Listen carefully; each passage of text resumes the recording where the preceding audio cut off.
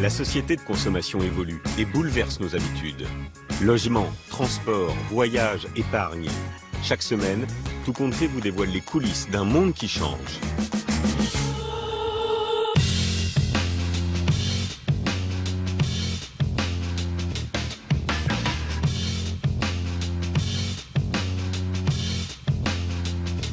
Voilà, les nouveaux immeubles connectés.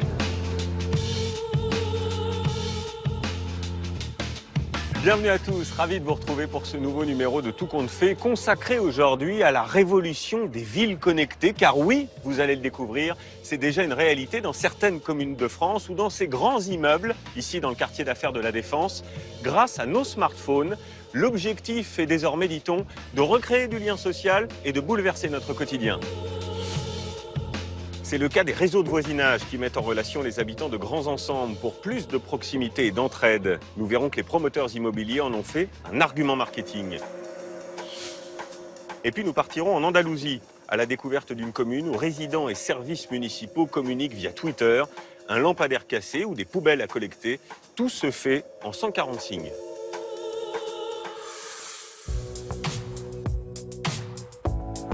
Vous avez vu ? Mais d'abord, une plongée dans l'univers des réseaux de voisinage qui sont en train peu à peu d'envahir les nouveaux immeubles. Il s'agit de plateformes qui permettent d'échanger services et bons plans entre voisins, mais aussi de dialoguer avec son syndic ou son bailleur social. Plus de 200 000 Français s'y sont déjà convertis. Les promoteurs immobiliers en équipent désormais leur nouveau bâtiment avec la promesse de créer du lien social, réel ou virtuel. Chacun jugera. Mode d'emploi de ces nouveaux réseaux ultra connectés au quotidien avec Juliette Guérin. Quand vous avez un petit creux, vous pouvez bien sûr aller au restaurant, au snack ou à la boulangerie du coin. Pratique, rapide, mais parfois un peu impersonnel. Bonjour, je me permets de le mettre de ce côté. Alors dorénavant, Merci. pour casser la croûte, vous pouvez aussi vous tourner vers votre voisin, ou en l'occurrence, votre voisine. Moi, je prépare à la maison des plats que mes voisins viennent chercher. C'est bien ça. C'est ce que propose Nala, une fois par semaine, aux habitants de son quartier, à Paris. Voilà, moi j'habite juste là haut. Et ce soir, en fait, je fais une entrée, un houmous d'avocat et après un kafta. Dès que je fais un menu, je descends en bas de ma rue et j'en parle à tout le monde. Comme à ces messieurs dames que je ne connais pas. Je fais du houmous d'avocat. Vous voyez, c'est pas cher. Cuisiner à la maison pour ses voisins, ça change du fast-food. Cette idée, Nala l'a eue grâce à un réseau social lancé il y a 6 mois. Ils mettent en relation des Français qui cuisinent avec leurs voisins qui ont faim. Alors, en fait, vous tapez Paris 13e et vous avez tous les voisins qui cuisinent autour de vous.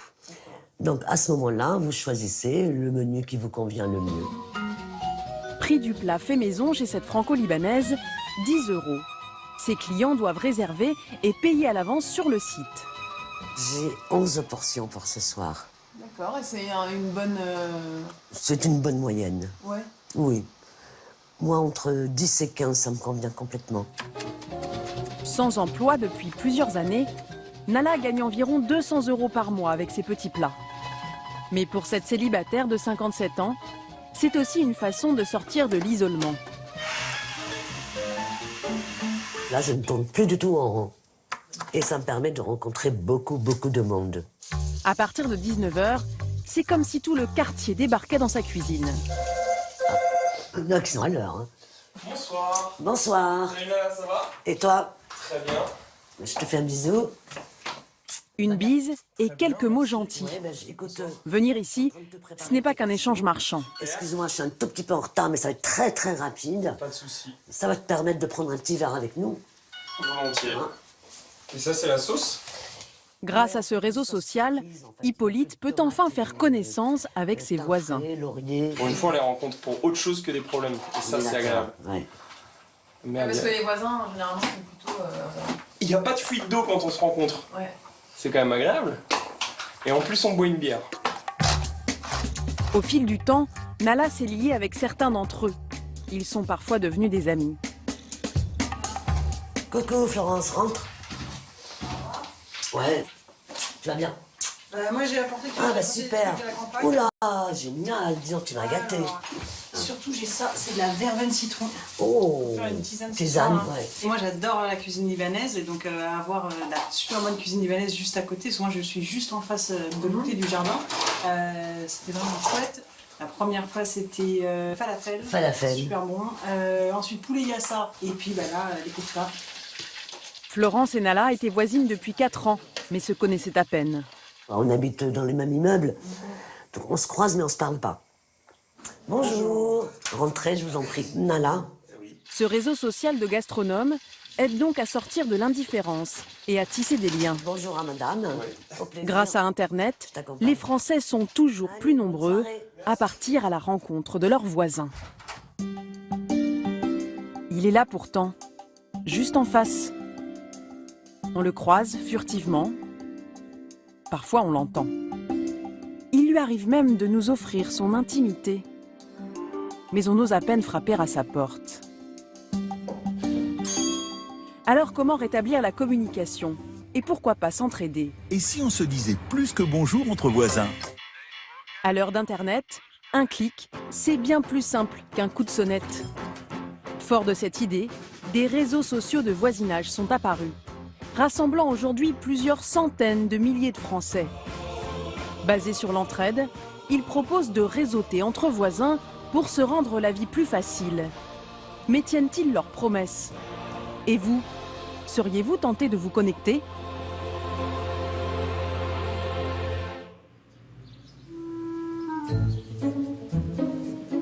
À Béton, dans la banlieue de Rennes, rendez-vous a été pris sur l'un de ces réseaux de voisinage. En ce samedi après-midi, Ronan et sa caisse à outils sont très attendus. Bonjour. Bonjour, c'est Mathilde. Oui, Mathilde, Ronan. Enchanté, ouais, Enchantée. Donc voici le fameux escalier. Ouais, l'ampleur de dégâts. Oui, voilà, c'est ça. Donc pour enlever la moquette, pas de problème. Le souci maintenant, c'est d'enlever toute cette colle. Mathilde vient d'emménager dans cette maison et a besoin de matériel pour décaper son escalier. Ronan a apporté ce qu'il lui faut, gratuitement. Donc ça du coup c'est l'outil oscillant, moi je m'en sers surtout de ponceuse. Vous n'avez pas une entreprise de bâtiment? Ah non, non, pas du tout, non. Moi je travaille dans l'informatique. Ronan n'est pas artisan, ni même un ami de Mathilde. C'est son voisin. En plus de lui prêter sa ponceuse, il lui explique comment s'en servir. Ça a l'air d'être mieux, ouais. Ça a l'air d'être pas mal. Ah, c'est cool. Donc ça marche là Oui, ça marche. C'est comme du temps, C'est trop bien.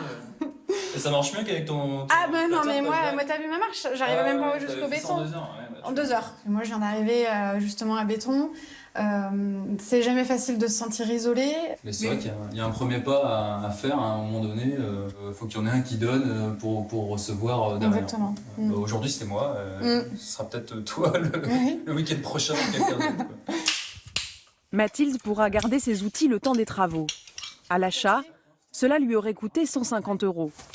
On va pouvoir se mettre ici. Une belle économie réalisée grâce à un inconnu. Et toi tu fais quoi dans l'informatique du coup? Eh bien, Leur rencontre s'est faite grâce au leader du marché, l'application Mon Petit Voisinage. Un fil d'actualité comme Facebook, sauf que les utilisateurs sont connectés par quartier. Moi, j'ai posté une annonce bricolage. Bonjour, je viens d'arriver dans le quartier et je retape ma maison. Est-ce que quelqu'un a des conseils à me donner? Et Ronan s'est proposé, m'a répondu et m'a dit bah moi j'ai retapé ma maison, je peux avoir des conseils à te donner, donc si tu veux, je peux venir chez toi. Dans leur commune, ils sont déjà une centaine de voisins à chercher ou à proposer un coup de main. il y a quelqu'un qui propose du covoiturage. Perceuse et scie sauteuse. Il y a Daniel qui propose de chanter le répertoire traditionnel de Haute-Bretagne. Du babysitting, on traite trouve de DVD, tout. Centrifugeuse. Derrière tout ça, il y a l'idée que on va pas tous acheter des voitures, une perceuse, une scie sauteuse pour s'en servir 3 fois dans l'année. Je pense qu'il y a beaucoup de gens qui sont sensibles à ça et qui proposent et qui recherchent du prêt ou de la location. Et puis au niveau pécunier, à mon avis, c'est quand même vachement rentable pour tout le monde. Je m'occupe de mettre à disposition 200 000 Français se seraient déjà inscrits sur ce réseau social de voisins créé il y a 2 ans. Réussissant parfois l'exploit de transformer un immeuble anonyme en cité radieuse. Dans les grandes villes, Certains visages n'ont pas de nom ni de prénom. Des voisins, on ne connaît souvent que l'étage. Tiens, au deuxième, il a repris la cigarette. Mais dans cette immense résidence du nord de Paris, l'ambiance est tout autre. Ça va et toi? Oui, bienvenue. Ça va? Salut, moi je veux tout manger alors. Sur 250 logements, une centaine de voisins sont membres du réseau social, rendant la cohabitation moins impersonnelle, plus connectée. Ce dimanche après-midi, c'est goûter, à l'initiative de Véronique. Un grand banquet. Moi j'assure la guirlande. Allez, je veux bien l'enlever du balcon. On diffuse l'information sur le réseau de voisinage et j'ai posté cette annonce. Fêtons la rentrée et c'est Soleil qui reste bien présent pour un goûter. Ça fonctionne plutôt pas mal parce qu'on est quelques-uns à se retrouver aujourd'hui et à profiter de ces derniers rayons du soleil. Avant, ses voisins étaient comme nous. Un simple bonjour dans les couloirs, et encore. Nous, ça faisait quelques années, on s'est dit, tiens, qui habite au-dessus de chez nous? On ne connaît pas ces gens-là. C'est toujours un peu énigmatique. Et en fait, grâce à ce réseau social, on s'est rencontrés à un goûter comme aujourd'hui. On a engagé la conversation. Et finalement, on a découvert qu'on habitait l'une au-dessus de l'autre. Désormais, ce n'est plus l'enfer, c'est les autres. Mais tiens, si je t'apprenais à faire du tricot. Alors, cet après-midi, plusieurs pelotes, j'en ai d'autres. Véronique a invité plusieurs voisines pour un cours particulier grâce au réseau social. Comme t'en as deux. C'est pas évident quand on rencontre quelqu'un dans l'ascenseur, même si on trouve cette personne très sympathique, de lui demander de but en blanc, bonjour, vous pourriez m'apprendre à tricoter? Super sympa. Ça peut paraître un peu bizarre, alors que là, ça s'adresse à plein de gens, effectivement. On fait une boucle comme ça. En guise de prof, Daniel, du bâtiment D, est venu enseigner l'art du point mousse à ses voisines, gratuitement. Une leçon, cela coûte normalement 20 € de l'heure. Et le tricot, ça crée des liens. On s'est jamais croisés, j'ai l'impression. Ouais. Parce que ça fait longtemps que vous habitez dans l'immeuble toutes les deux? Moi, ça fait en 2000. Moi, ça fait 16 ans. C'est pareil. Même année. Pareil, ouais. Donc à partir de maintenant, quand vous allez vous croiser, vous allez vous repérer. Oui, là du coup, c'est sûr. La copine de tricot. Exactement. Mais au final, De nouvelles copines, des économies et en plus, l'inscription sur mon petit voisinage est gratuite pour les résidents.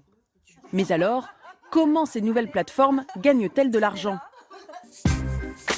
Direction Nantes, au salon de l'habitat social. Le grand rendez-vous des acteurs du secteur. Collectivités, promoteurs et bailleurs sociaux.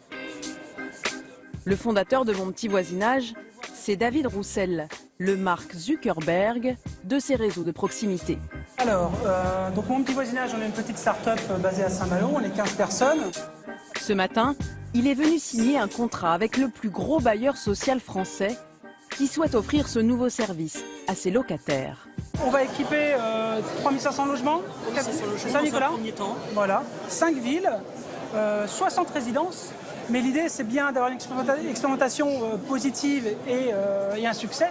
Et je pense qu'à ce moment-là, on aura une autre discussion avec le groupe SNI pour l'amplifier, le déployer au niveau national. David Roussel a déjà décroché une quarantaine de partenariats comme celui-ci, avec des bailleurs, mais aussi des mairies ou des promoteurs. Pour devenir un jour rentable, Par contre, notre métropole, il va lui falloir en trouver beaucoup d'autres. Mais sur ce marché, il n'est pas tout seul.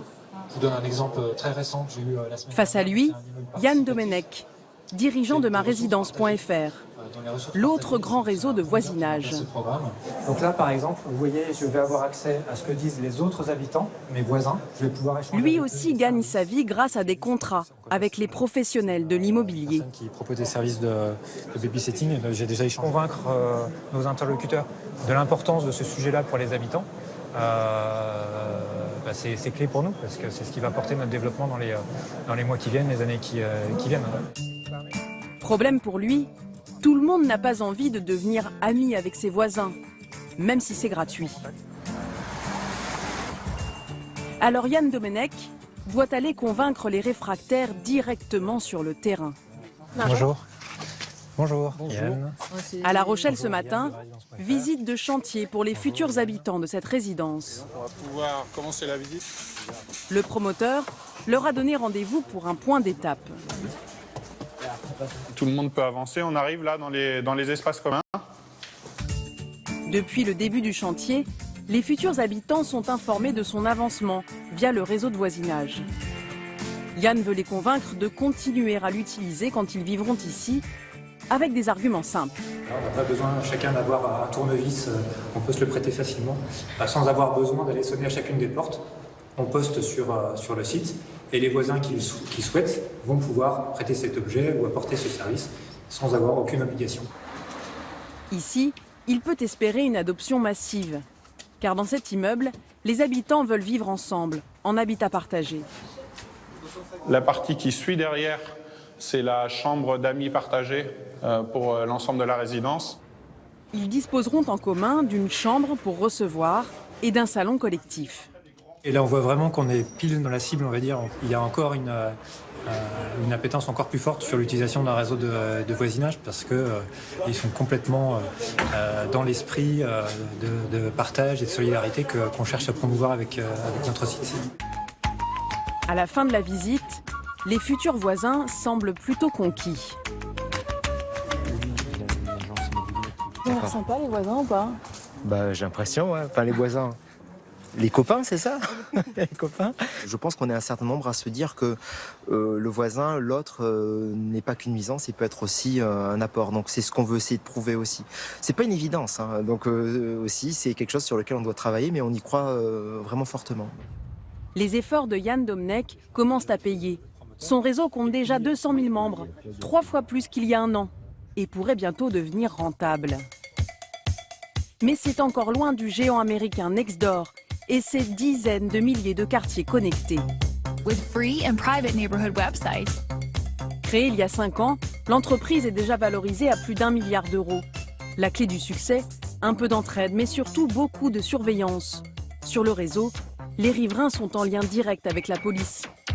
De vrais comités de vigilance qui aujourd'hui arrivent en France. Gargenville est une petite ville de la région parisienne. Une cité dortoir vidée de ses 10 000 habitants la journée. Les cambriolages y sont fréquents, une quarantaine l'an dernier. Les habitants ont donc décidé de s'entraider. Les voisins de Sonia sont partis quelques jours en vacances. Ils lui ont demandé de garder un œil sur leur habitation. Technique des cambrioleurs, poser des marquages pour voir si les maisons sont occupées. On vérifie que sur les boîtes aux lettres, il n'y ait pas eu d'autres autocollants d'apposer, type numéro d'un serrurier, des choses comme ça. Ça, c'est des choses qui se font actuellement dans la zone. C'est des pseudo-repérages pré-cambriolage pour dire peut-être maison inhabitée ou des choses comme ça. Donc ça peut être un autocollant, ça peut être un tag, ça peut être une casquette. Sonia ne se contente pas de passer devant la maison. Oui, Mimi. Tous les jours, elle s'occupe du chat et fait le tour du propriétaire. Voilà, je vérifie en bas, fenêtre fermée. Bon, il y a des barreaux aux fenêtres, mais bon, je vérifie. Voilà, c'est fermé, c'est bien, tout est OK. Ce matin, rien à signaler. Mais dans le cas contraire, Sonia pourrait alerter ses voisins grâce à son smartphone. Vous avez l'application, hop, vous la lancez et vous pouvez vous créer une alerte très facilement. Voisin Vigilant, c'est le nom de cette application gratuite. Elle rassemble déjà plus de 10 000 quartiers et lotissements en France. On peut mettre une alerte, cambriolage ou tentative, vol ou tentative, dégradation, comportement suspect, quelque chose de louche, une voiture par exemple que j'aurais vu passer plusieurs fois. Ça se trouve, c'est une voiture qui s'est perdue. C'est peut-être juste une voiture qui s'est perdue. Mais en général, quelqu'un qui s'est perdu demande son chemin. À Gargenville, le réseau tisse sa toile avec près de 200 membres.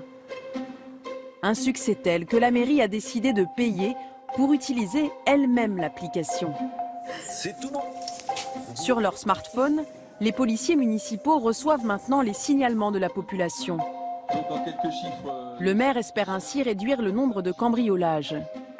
alors Mais certains habitants semblent tenter de se faire justice eux-mêmes. J'ai fait une ronde à 23h30, j'ai chopé 2 gamines en train de voler des vélos dans des terrains. Donc qu'est-ce que j'ai fait? Je les ai interceptées. Maintenant, on se dit, il vaut mieux avoir une solidarité entre les voisins. On descend à 4, 5, 6 paires de familles s'il faut.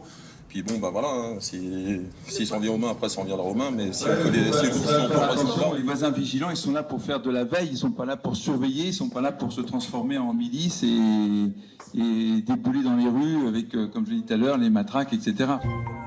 Au-delà des dérives possibles, le réseau de voisins vigilants n'a pour l'instant rien d'une solution miracle. À Gargenville, les cambriolages ont augmenté de 20% en un an.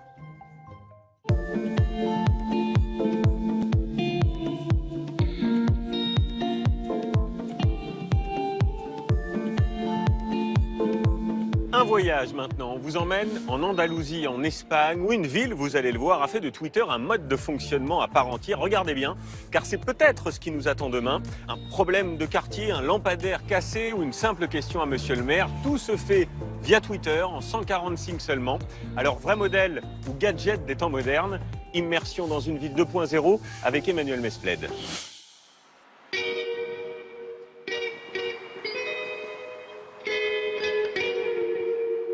À Paris, dès qu'il sort de chez lui, c'est comme un réflexe pour Didier Vincent, retraité. Sur les trottoirs de son quartier, pas un encombrant ne lui échappe. Regardez ça, par exemple. Ce matin, un vieux canapé laissé au pied d'un arbre par un riverain. Ce sont des encombrants qui sont sur le trottoir. Donc ma réaction, c'est d'ouvrir l'application Paris dans ma rue. Lancée il y a 3 ans par la mairie de Paris, elle permet de signaler objets abandonnés, dégradations ou tags. Je vais prendre une photo. Photographiés et géolocalisés, ces déchets n'ont plus qu'à être ramassés par les agents de propreté de la capitale. Un service gratuit. Vous voyez ce matelas qui est en plein milieu du trottoir, qui est gênant. Ben là, vous voyez, il y a un sommier, un matelas, des cartons, un parapluie, une chaussure, même une petite culotte. Dans le quartier de Didier, les occasions de dégainer son smartphone sont nombreuses. On est où là? Devant le 172 du Faubourg Poissonnière. Objet abandonné, priorité. Alors je vais mettre gênant quand même, parce que c'est clairement gênant. Je veux dire, le trottoir est bouché. Son combat est sans fin, mais avec l'application municipale, cela ne prend que quelques clics. Ok, et là je valide. Mon objectif, c'est que la rue soit à peu près propre. Et d'aider la mairie de Paris à faire en sorte que la rue soit propre. C'est tout. Je ne cherche pas à ce que les gens soient particulièrement punis. Je m'en fous qui a fait ça. Pour moi, l'important, c'est que ça parte le plus vite possible. C'est tout. De l'autre côté de l'écran tactile, son signalement arrive presque instantanément au service de propreté de la ville, où Franck et Bruno en reçoivent près de 40 par jour pour seulement 2 arrondissements. Bruno, le chef d'équipe, les transmet aux éboueurs, chargés du nettoyage de rue. Ça va ? Bien. Il y en a beaucoup aujourd'hui comme hier. Donc, par contre, il y a un point au 172 Faubourg Poissonnière. Ouais. Il y a un matelas, carton à collecter en priorité. C'est un rendez-vous qui a été pris par l'application dans ma rue. Ça, c'est encombrant sur le trottoir, parce que ça, c'est les poids. Ok, on y va. Avec cette application, la mairie espère rendre ses agents plus efficaces. Et c'est parti. La promesse, moins de 24 heures pour ramasser. L'année dernière, les Parisiens ont effectué 57 000 signalements, un chiffre en constante augmentation depuis 3 ans. Avant, contacter sa mairie tenait souvent du parcours du combattant. Vous aviez le choix. Vous déplacer jusqu'à l'hôtel de ville pour parler à un guichetier ou tenter le téléphone. Pour la demande d'enlèvement d'un encombrant, tapez 2. Pas toujours simple. Le service sera facturé 5 centimes la minute plus le prix d'un appel. Mais aujourd'hui, certaines villes croient avoir trouvé la solution miracle. Utiliser applications et réseaux sociaux pour se reconnecter avec leurs habitants. Le smartphone peut-il donner un coup de jeune à la politique ? En Andalousie, Rouen est un incroyable laboratoire de cette démocratie 2.0. À première vue, c'est un petit village tranquille de 3800 habitants. Une carte postale de l'Espagne traditionnelle. Sauf qu'ici, comble de la modernité, un petit oiseau bleu règne sur la ville. Depuis 5 ans, la mairie gère le quotidien grâce à Twitter. Vous savez, ce réseau social planétaire, adopté par 300 millions de terriens pour s'informer, débattre, suivre en instantané ce qui se passe dans le monde ou près de chez eux. Tous les 3 mois, le conseil municipal est le rendez-vous le plus important pour la ville. À chaque fois, le maire réussit un tour de force. Dans la salle, moins d'une dizaine d'habitants. Et pourtant, ce sont plusieurs centaines de personnes qui assistent à la réunion. Nous commençons en même temps ici et sur Periscope. Periscope, c'est une application qui permet des retransmissions en direct sur le réseau social. Grâce à cela, chaque conseil municipal est devenu accessible pour tous les habitants. Alors je retourne l'écran.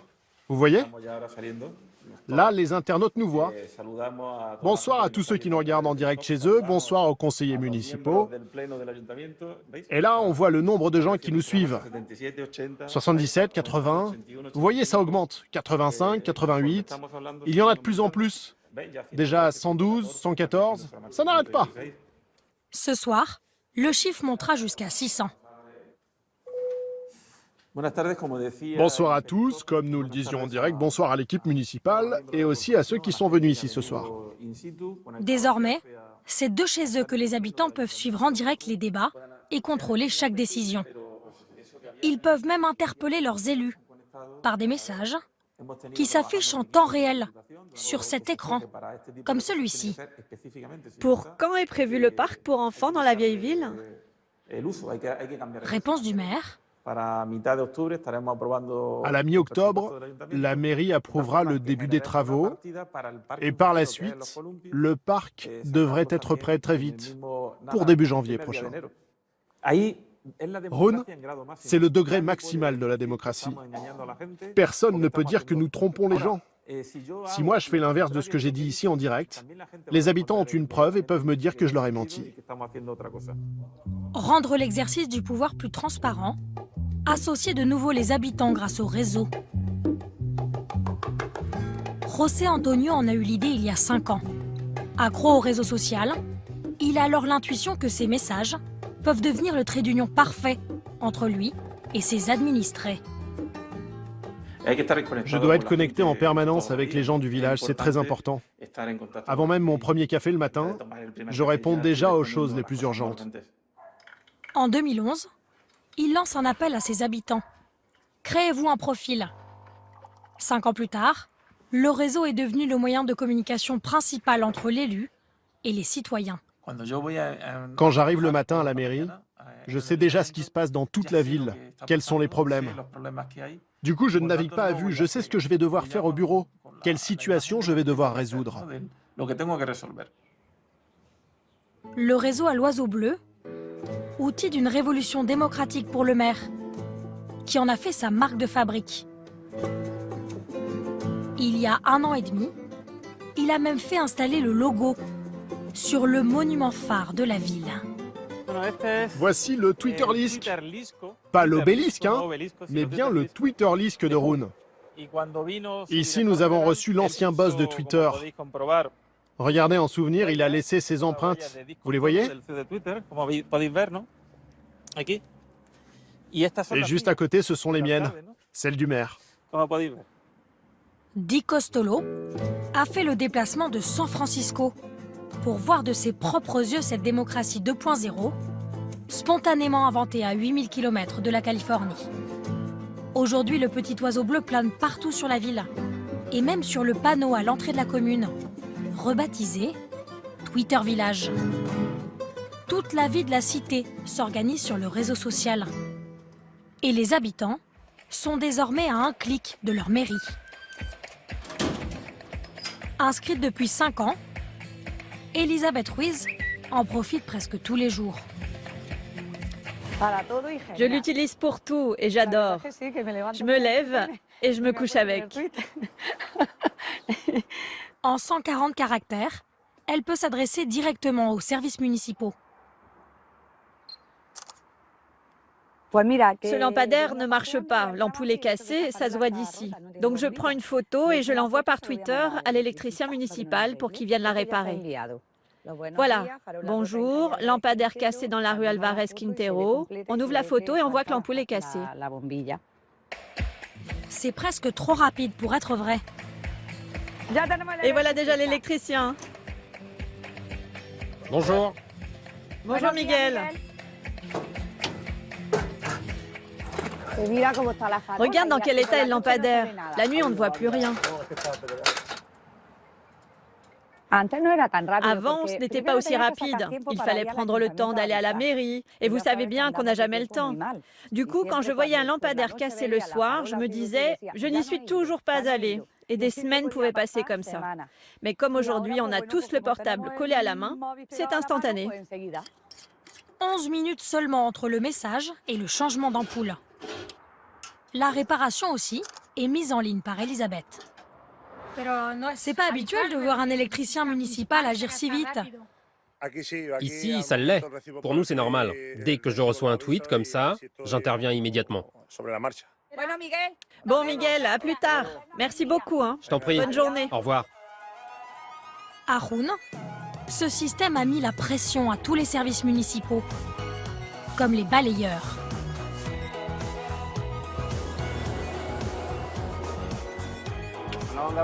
Bon, on va où maintenant? Attends, regarde si t'as pas reçu un tweet. Alors si, pouvez-vous passer aujourd'hui sur l'avenue Granada? Merci. Chaque jour, Antonio et Francisco sont à la disposition de la population, via le réseau social. Vous recevez des ordres des habitants? Oui, ce sont nos chefs maintenant. Nous avons le maire et ensuite plein d'autres chefs, les habitants. Mais c'est normal, ils payent des impôts, alors on les écoute. Comme à Paris, les demandes des citoyens se rajoutent à leurs tournées habituelles. Mais en plus, eux rendent des comptes. Je vais balayer les feuilles, les mettre au milieu et faire la photo pour Twitter. À chaque fois, Francisco fait une photo pour prouver leur efficacité aux habitants. Comme ça, les gens se rendent compte de notre travail et c'est bien plus valorisant. Le quotidien de la ville organisée, simplifié grâce aux petits oiseaux bleus. Mais pour que le système fonctionne, encore faut-il que les habitants maîtrisent parfaitement l'outil. Salut! Pour ne laisser personne sur le bord de la route, la mairie organise des cours chaque mercredi. Moyenne d'âge cet après-midi, plus de 60 ans. Vous êtes super moderne? Mais oui, un peu. Vous savez, on essaie surtout de s'adapter à toutes les nouveautés qui se mettent en place ici. Il y a une très forte demande des habitants. À la mairie, on est obligé d'y répondre en proposant ces cours. Comme ici, tout s'organise sur Twitter, si on ne le faisait pas, ce serait totalement injuste pour ceux qui n'y connaissent rien. Chaque semaine, c'est Rosa, employée municipale, qui assure le cours. Twitter, c'est un réseau social d'information sur lequel vous pouvez envoyer des messages, des tweets, mais attention, pas plus de 140 caractères. Vous pouvez ajouter des mots-clés, des hashtags, 3 maximum dans un même tweet. Mais pour cette génération qui n'a pas grandi avec Internet, devenir un citoyen 2.0 n'est pas si simple. Pour certains de ces retraités, la technologie peut exclure. Oh, j'arrive pas à me connecter. C-O-M. Faut plus que tu partes en vacances, hein, t'oublies tout. C comme chat, O-M.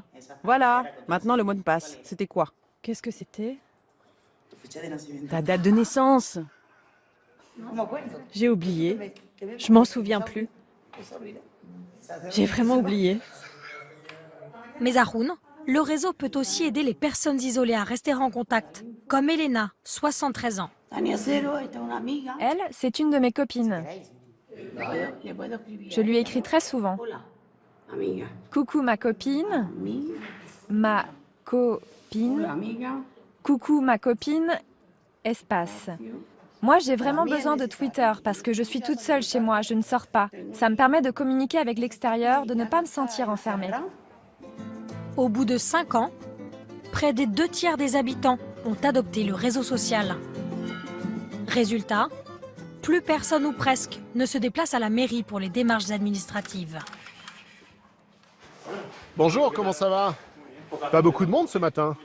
C'est super tranquille. Regardez, avant, c'était toujours plein.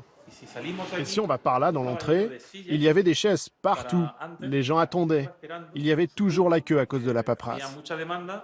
Grâce à notre nouveau système, on a réussi à éliminer tout ça. Les gens font tout grâce à leur téléphone. Pour la mairie, ce sont des économies sur les frais de fonctionnement. 300 000 € sont dépensés en moins chaque année, notamment grâce à une réduction des effectifs dans la police municipale. Justo, l'agent de Rouen, lui aussi travaille quotidiennement avec le réseau social. C'est même brodé sur son uniforme. Ça, c'est le nom du compte Twitter de la police de Rouen. Je ne sais pas si quelqu'un d'autre a ça, je crois que je suis le seul en Espagne. Et si un autre policier porte ça dans le monde, je ne le connais pas. Il y a 5 ans, ils étaient 4 agents à Rouen. Aujourd'hui, il n'y a plus que lui. Avec le réseau, les habitants se sont mis à faire la police.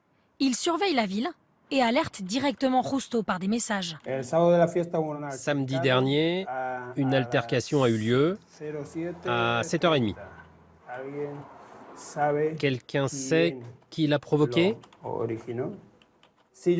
Quand je poste ça sur Twitter, les gens peuvent me répondre directement pour me dire le suspect vit à tel endroit, il travaille dans la ville voisine, et grâce à ça, je peux localiser la personne. Problème, un habitant mal intentionné pourrait dénoncer n'importe qui d'un clic et en profiter pour régler des comptes. Vous ne craignez pas la délation? Non, parce que celui qui dénonce la personne, en quelque sorte, il se protège aussi. Ce qui intéresse tout le monde, c'est que ce genre de problème n'arrive plus dans le village. Et évidemment, ça facilite beaucoup mon travail. Les citoyens s'impliquent aujourd'hui beaucoup plus dans la vie de leur ville, à tous les niveaux.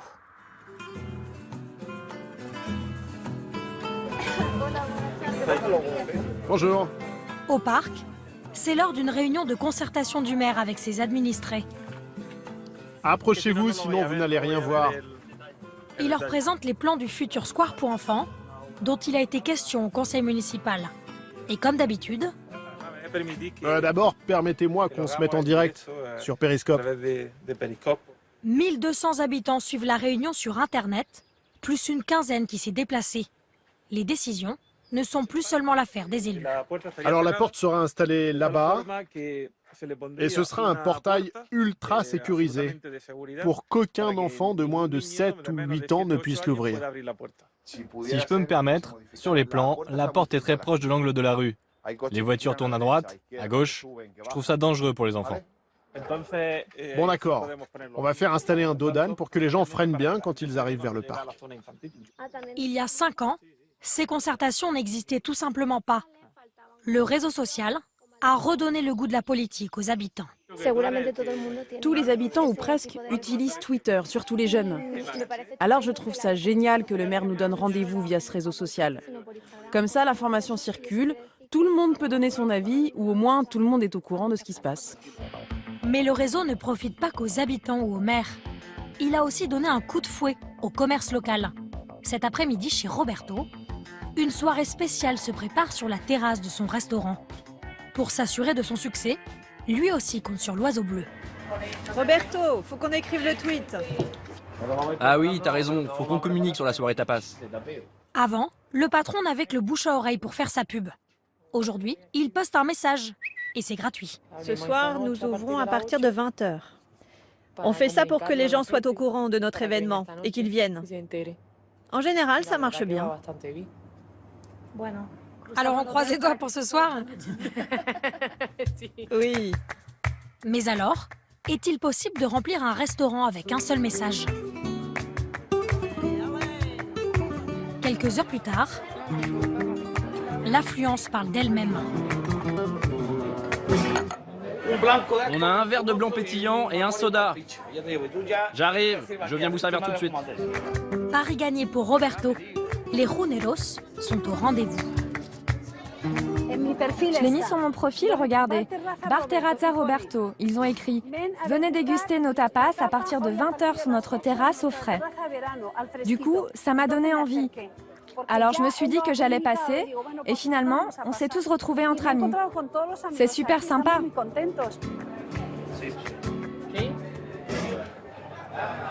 On dirait qu'il y a beaucoup de boulot ce soir. Oui, oui, on n'en espérait pas tant. Ça veut dire que le tweet a marché? Oui, oui, on dirait bien que ça marche. C'est bien. Avec un seul message, reposté des dizaines de fois par les habitants, le couple a rempli sa terrasse. 70 clients contre une vingtaine en salle d'habitude. Ce qui est bon pour nous, c'est que grâce au réseau, on peut attirer de nouveaux clients au resto. Donc c'était une bonne soirée, hein? Bien sûr.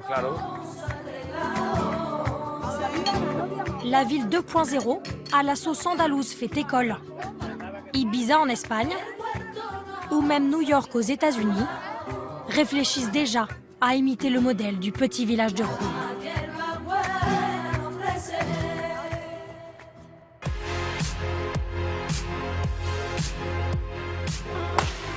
Voilà pour ce nouveau numéro de Tout compte fait sur les coulisses de cette société de consommation qui évolue en permanence. Merci de votre fidélité, on se retrouve très vite sur France 2 et d'ici là n'oubliez pas, restez curieux. Bye bye.